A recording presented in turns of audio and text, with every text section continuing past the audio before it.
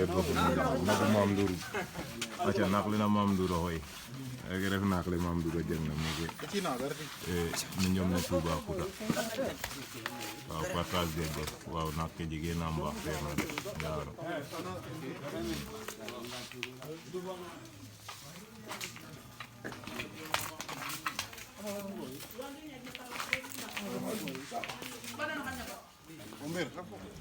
aca nak lena thièb joal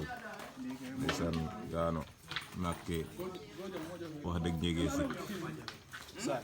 waaw partage des bœufs nag yàlla ndeysaan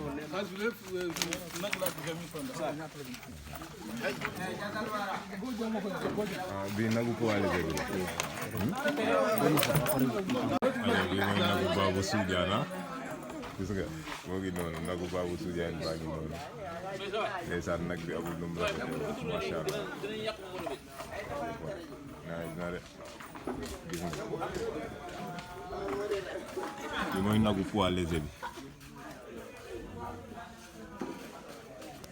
waaw acca nagu thièb joal baa ngi nii partage des bœufs moom moo daanu final poids lourd gis ngeen nag baa ngi nii mooy bu thièb joal bi ndeysaan partage des bœufs